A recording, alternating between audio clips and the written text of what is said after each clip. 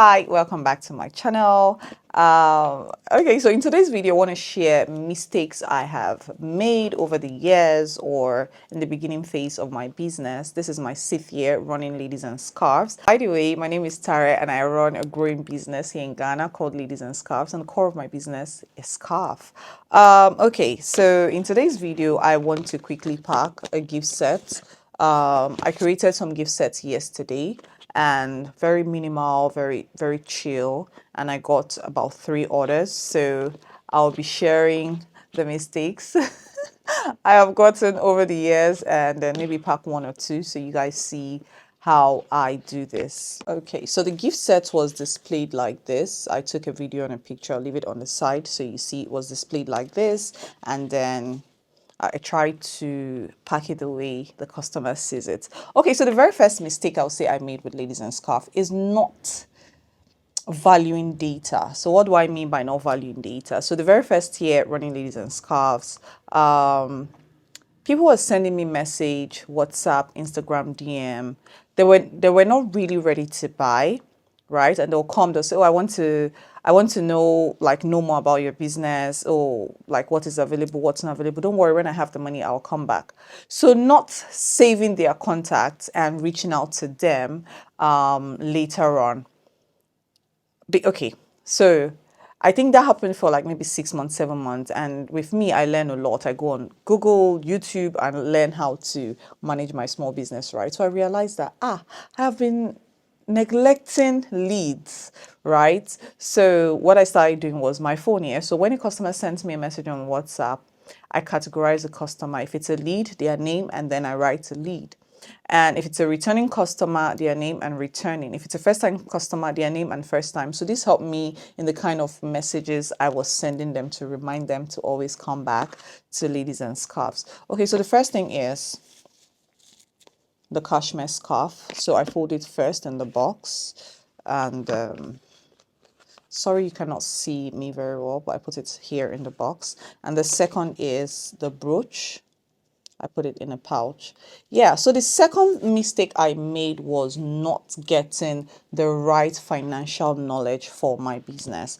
So because along the years I have been teaching how to use social media for business and all of that. So I neglected the fact that every business you have to learn the financial system to run that particular business.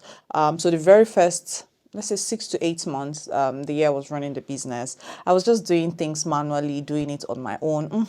I was just, you get. But it got to a point where I realized that no, this cannot work. So I learned some basic accounting, basic bookkeeping for a growing business. It was here on YouTube, and then I started implementing that in my business. So when I started, up until last year, I was taking orders via WhatsApp, which I really wish I can turn back the hand of time and just start from the get-go using a website. But so yes, so I decided to learn a little bit of Excel, and I started imputing my data and all of that, and it really helped me.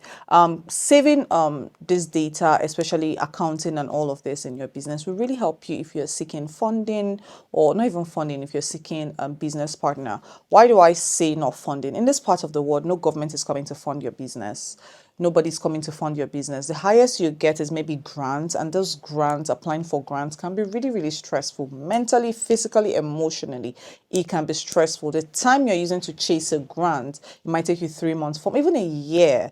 You would have put in that time to making your business work better. So I do not believe in chasing grants. And even if you run the kind of the business I run, they usually would not want to give you a grant. I don't want to go too deep into that. So yeah, that financial knowledge would really, really help you. So this is what it looks like. And the packaging goes over like this. And when I'm done, I use a ribbon to tie it up like this. So now the next thing about packaging, another mistake I see people make, not me, I did not make this mistake. As you can see, this packaging is not even branded. Aside my branded carrier bags, I do not have branded packaging.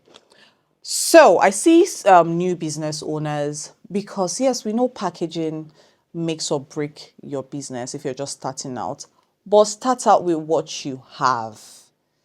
Don't go and start doing branded packaging when your business has not gotten to that level. I see a lot of people do this thing. They spend a whole lot of money importing branded packaging from China because the MOQ on branded packaging can be really high sometimes, and you spend a lot of money doing branded packaging when you can use that same money to invest in stock in your business, like stock up or more items in your business. Another mistake I made was listening to customers. What do I mean by listening to customers in this particular area? So now, as a growing business, let's say as a growing business, let's say I'm out of stock for one particular design, and I get two people reach out to me. Oh, when are you going to restock this thing? And I'd be like, okay, I think I should restock it. Instead of, if I was keeping data, I would have gone to check my data to see if majority of people really wanted it, right? But because there was no data, I just saw two people send me a message, and it feels like the noise is a lot, and in your head you think, oh, a lot of people still want this thing. It's not true. At the end of the day, you bring it, you even reach out to these people, they're ignoring you, they don't want the item. And your returning customers, they've already gotten it already, so they don't want the same thing they have gotten. So how I solved this in my business was, when people come and ask me, oh, are you restocking this? I let them know that we bring new items all the time, new designs all the time. We are not sure we are going to restock this one, but in our next collection, you might see something prettier or something you love more. And that was what I stick to. So I started doing what, like I started analyzing data earlier, right? But I wish I did way earlier. So yeah, so that was a mistake, listening too much to customers. In as much as, yes, customers make or break your business, but at the same time, as a business, you have a goal and you have to stand on business. Another mistake I made in my business was not reviewing my prices every 6 months.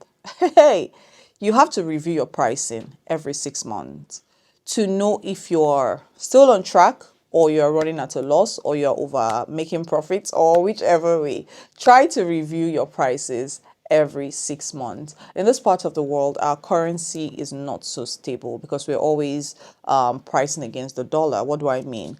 You already know what I mean. We always pair with the dollar, pair against the dollar. So let's say in 2022, $1 to a cedi was 6 cedis. Right now it is 16 cedis. So you see what I'm saying? Not reviewing your prices every 6 months. Because for me, I felt, I retained my prices for the longest time, for almost 2 years. Oh my God. Until I said, no, something is happening. And yeah, so I think I started reviewing my prices every 6 months since 2021. Yes, reviewing your pricing doesn't necessarily mean that you have to increase the price or reduce the price. No, it's so that you know if you are doing something right or wrong. Another mistake I made, and I wish I had done it from the get-go. This wasn't a mistake, it was because I didn't have the funds to do it. As a new business that didn't have capital, that was working. I was staying with my sister, and from the small room that I was in, I started this business, right? It is not, hey, automating my business from the get-go. You see what I'm doing now, and I'm talking about the website. It's a normal thing in every other part of the world. Gosh. So not automating sales from the beginning was a mistake. Imagine I have been automating my sales. Imagine how much data I would have gathered to help me in my marketing strategy, to help me meet the needs of my customers, my ideal target audience. Now I use WooCommerce, by the way, WordPress. It's so easy. I go on my dashboard. I see a particular item people are searching for the most on my website. I see the particular pattern of the customers from the back end. So it is easy for me to say, okay, this is what I'm bringing more next.